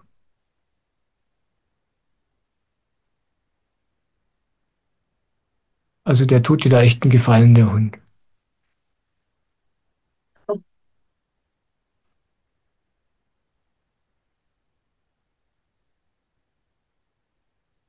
Ja, ich kenne. Und also im Grunde funktioniert es so. Solange du dich um den Hund kümmerst, ja, solange du dir Gedanken machst, ob der dir jetzt folgt oder nicht, bist du kein Leithund. Du musst dich um dich selbst kümmern. Ja? Kümmer du dich um dich, dann folgt dir der Hund. Es ist viel leichter für uns, uns um andere zu kümmern. Ja, die erste Frage, die ich beantwortet habe, war die Dame, die sich um all ihre Verwandten kümmert. Und ihr Leben ist unendlich schwer, unerträglich und nichts wird besser. Es ist viel einfacher, sich auf den Weg zu sich selbst zu machen. Also technisch gesehen ist es einfacher. Ja? Sich um andere zu kümmern ist unmöglich. Sich selbst nahe zu kommen ist möglich, aber es verlangt, dass wir das, wofür wir uns halten, unser Ego, unser Selbstbild, unsere Wünsche, unsere Träume, das alles gehen lassen und entdecken, wer wir wirklich sind. Und das will normalerweise keiner. Aber es ist viel einfacher. Und wenn wir diese eine Aufgabe annehmen, dann funktioniert alles andere. Ob der Hund dir folgt oder nicht, ist ja völlig nebensächlich. Das ist ja völlig unwichtig im Leben eigentlich. Aber es ist ein wunderbarer Gradmesser. Ja. Ja, kümmere dich um dich selbst. Sorg dich darum, wie sehr du, ich will es mal poetisch ausdrücken, okay? Lerne du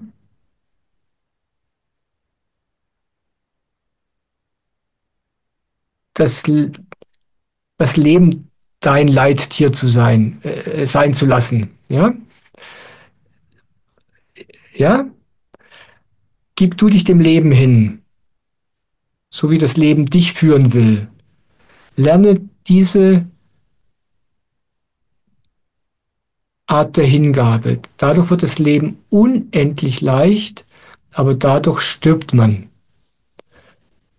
Und wenn du dein Leittier gefunden hast, nämlich das Leben, ja, die Seele, Gott, dann, dann folgen dir alle anderen, weil das einfach unglaublich ist. Ja. Da fällt mir was ein. Weißt du, die Leute denken immer, jemand wie so ein spiritueller Meister oder so ein Guru, das sind ganz coole, kräftige Leute, das sind Führungspersönlichkeiten, die haben es voll drauf.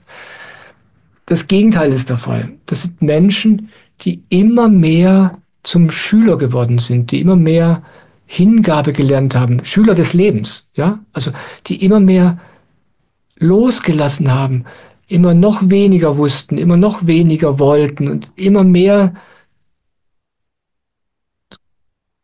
Volkschaft gelernt haben. Weißt du, was ich meine? Also in den Augen der anderen Menschen werden die zu Giganten.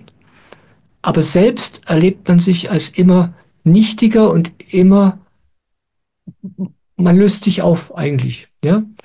Und dann strömt die Kraft des Lebens durch einen durch. Und für andere Menschen ist man dann was ganz Besonderes. Aber das Besondere ist, dass das Leben durch einen durchfließt. Und die Tiere spüren es. Es gibt viele Geschichten von Heiligen, die mit Tieren zu tun haben, weil die Tiere das spüren. Die Vögel spüren das. Franz von Assisi, ja, bei Ramana Maharshi, da kam diese eine Kuh, die konnte nicht anders, die wollte immer im Satsang sein und die durfte auch dabei sein. Ja. Wir haben hier Katzen im Haus. Ja. Die Katzen sind unendlich sensibel für Meditation und diese Energie. Ja, hier, wo ich immer Satsang gebe und meine Videos mache und die liegen ja gerne rum und stundenlang, ja, keine Bewegung, kein Mucks, die lieben das einfach. Ja. Also du hast einen guten Kameraden.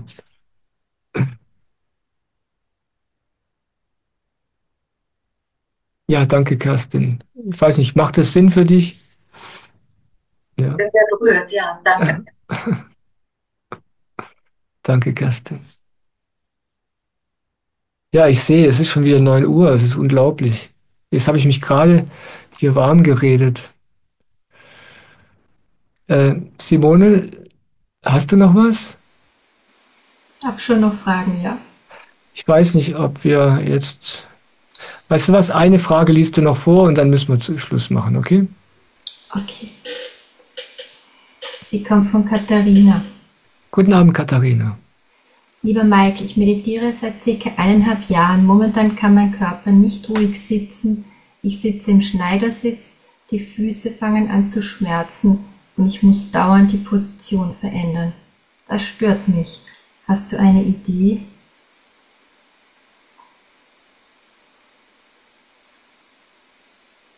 Interessant. Also, du kannst dich hinsetzen, wie du willst. Ja, du kannst auch auf dem Stuhl sitzen und meditieren. Swamiji sagt, im Liegen ist nicht gut, aber auf dem Stuhl sitzen ist kein Problem. Dann stell einfach sicher, dass deine Füße auf dem Boden sind. Am besten die nackten Füße, das ist besonders schön. Ich mag nicht so meditieren, ich sitze gerne im Schneidersitz, aber meine Beine schlafen auch ganz gern ein. Aber weißt du, es ist so, was du da erzählst, erinnert mich an etwas, was Swamiji ganz gerne sagt. Der Körper leistet Widerstand. Der Körper mag nicht stillsitzen. Und der Geist mag auch nicht stillsitzen. Die tun alles, um uns wieder in Bewegung zu versetzen. Und ich kann dir nur sagen, wie ich das mache. Ich setze mich hin und ich bleibe diese halbe Stunde sitzen. Mein Körper ist sehr steif, völlig untrainiert. Die Füße, die Beine schlafen gerne ein. Aber wenn ich mich diese halbe Stunde hinsetze, dann sitze ich und ich bewege mich nicht. Basta. Komme, was wolle. Mir ist es auch völlig egal, wie weh es tut. Aber das muss man natürlich mit Gefühl machen. Ja, äh, wenn ich das Gefühl hätte, dass mein Körper wirklich ein Problem hat, ich will den ja nicht quälen, dann würde ich das nicht tun. Aber ich weiß ganz genau, der Körper kann eine halbe Stunde so da sitzen. Das ist gar kein Problem. Der zwickt, der tut weh, der juckt, die Beine schlafen ein. Das ist alles kein Problem. Wenn du dieses Gefühl hast,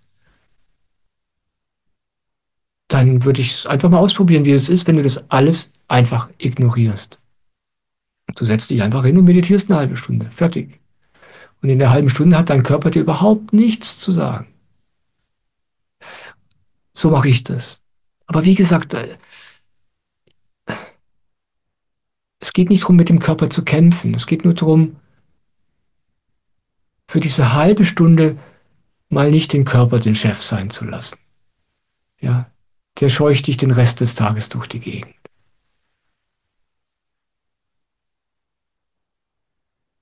Ja, und wie gesagt, was ich da gerade gesagt habe, damit sage ich dir, wie ich das handhabe. Aber ich tue das, weil ich weiß und weil ich mir sicher bin, dass dieser Körper in Wirklichkeit kein Problem damit hat, eine halbe Stunde da zu sitzen. Und deswegen kann ich das getrost machen. Wenn du auch das Gefühl hast, dann probier das mal aus. Du wirst überrascht sein, wozu diese Körper fähig sind.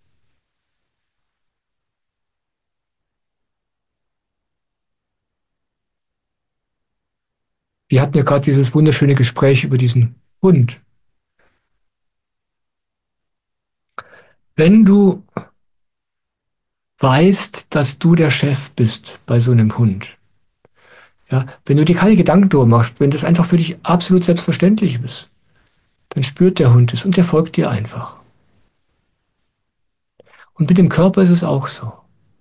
Wenn du, wenn dein Bewusstsein, deine Seele hier der Chef ist, dann folgt der Körper. Der Körper ist zu allem Möglichen fähig. Aber wenn wir, normalerweise machen wir das Gegenteil. Wir sind Sklave unseres Körpers. Wir folgen unserem Körper. Und dann wird das alles immer verrückter. Ich will dir sagen, wie ich damit begonnen habe, im Schneidersitz zu sitzen. Ja, 2 Minuten nehme ich noch. Ähm, weißt du, dieser Körper ist jetzt 62 Jahre alt. Als ich mit der Samarpa-Meditation begann, war ich 55. Ich konnte nicht im Schneidersitz sitzen. Überhaupt nicht. Überhaupt nicht. Ich, ich war völlig steif. Also es war überhaupt nicht dran zu denken, im Schneidersitz zu meditieren. Ich habe mich irgendwie auf den Stuhl gesetzt. Und dann, kurze Zeit, nachdem ich mit der Samarpan-Meditation begonnen hatte, habe ich einen Diskurs von Swamiji gehört. Einen Live-Diskurs, den er gehalten hat. Und da sagte er etwas. Er sagte, jeder Mensch kann sich im Schneidersitz auf den Boden setzen und meditieren. Egal wie alt. Und wenn du 90 Jahre alt bist, das geht immer. Und wenn du sagst, du kannst es nicht, dann belügst du dich selbst. Und das hat er sehr radikal gesagt. Und das ist mir haften geblieben. Ich sagte ja vorhin zu einer anderen Person, als ich die Frage beantwortete, wie das ist, wenn man den Meister nicht versteht. Oft sagt der Meister oder Guru was und das geht an einem vorbei. Das ist einfach nicht für dich. Aber manchmal sagt er was und du weißt genau, das sagt er zu mir. Das ist für mich. Und als er das sagte, wusste ich, das ist für mich. Ich wusste, er hat recht. Und dann begann ich, im Schneidersitz zu meditieren. Und es war am Anfang entsetzlich schwer. Es war wirklich schmerzhaft am Anfang. Aber es war kein Problem. Und es hat nicht lange gedauert, ein paar Monate. Und ich konnte wirklich im Schneidersitz einigermaßen entspannt meditieren.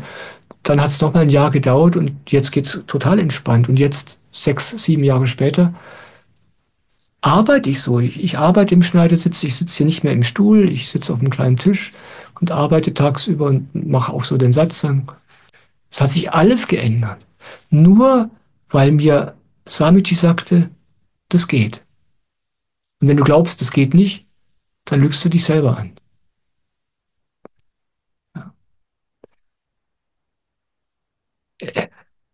Es geht wirklich drum, wer hier das Leittier ist, du oder dein Körper. Das wird oft missverstanden. Ja, gerade in der christlichen Kultur haben wir da ganz abstruse Vorstellungen. Es gibt ja Menschen, die peinigen ihren Körper absichtlich.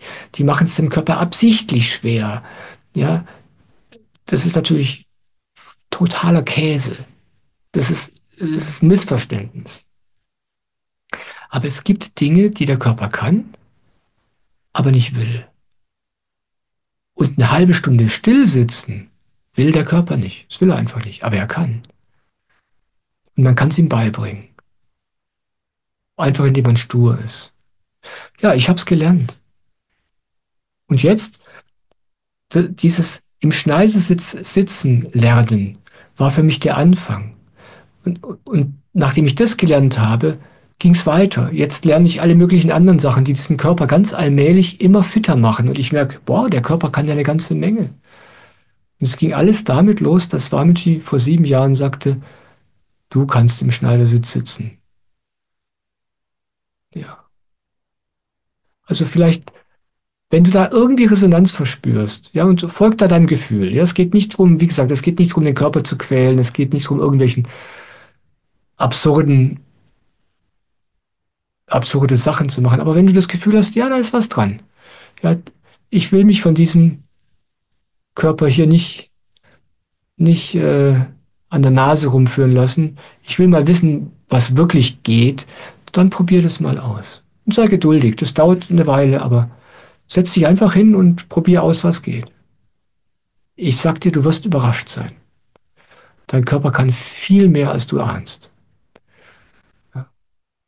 Aber er probiert, dein Leittier zu sein. Es ist an der Zeit, dass du hier die Chefrolle übernimmst. Ja, danke. So, wir müssen aufhören, sonst dreht mir der Devasito den Kragen rum. Wir ziehen schon eine Viertelstunde. Außen will ich ins Bett. Ich habe ja die Satsangzeit jetzt verschoben. Früher begannen wir um 20 Uhr, jetzt fangen wir um 19:30 Uhr an, weil ich es so schön finde, wenn man ein wenig früher ins Bett kommt. Das tut mir sehr, sehr gut. Obwohl ich wirklich jetzt hier auch von mir aus noch eine Stunde weitermachen könnte, aber wir hören jetzt einfach mal auf. Ich danke dir, dass du hier bist. Ich danke euch allen, dass ihr hier seid. Danke für die schönen Fragen. Und wenn eine Frage dabei war, die dir wichtig ist und die jetzt nicht, für die keine Zeit mehr war, schreib sie mir einfach per E-Mail. Ja, entweder lese ich sie dann im nächsten Online-Satzang oder im nächsten Video vor oder ich antworte dir einfach per E-Mail. Ich freue mich sehr, von dir zu hören. Ja, jetzt am Schluss noch mein Danke an Devaseto und Jetzt TV, dass wir das hier zusammen machen können. Ich bin sehr dankbar dafür. Äh, und ich lade euch ein, Devaseto zu unterstützen und Jetzt TV, das ist alles spendenbasiert und Devaseto freut sich sehr, wenn ihn Menschen dabei unterstützen.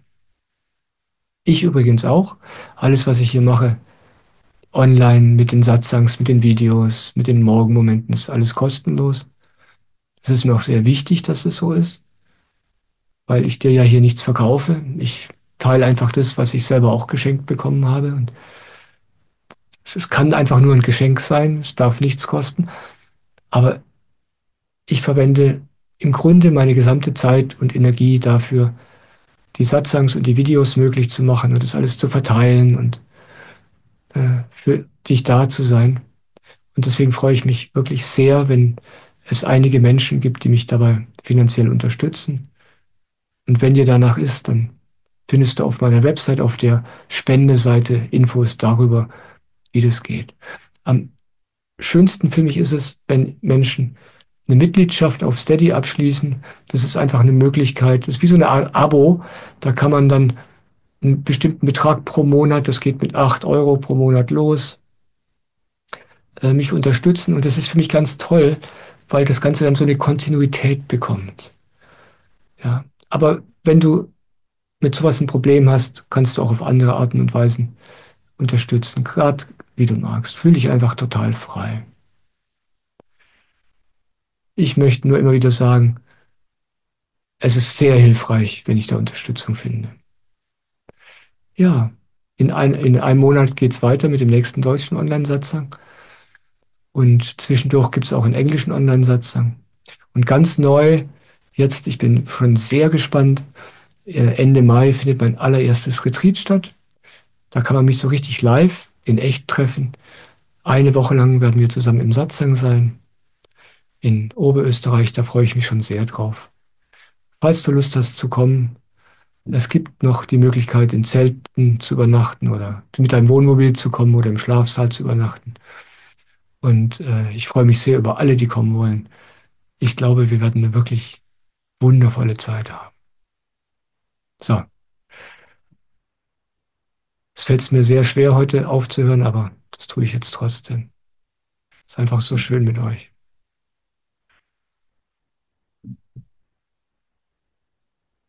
Danke.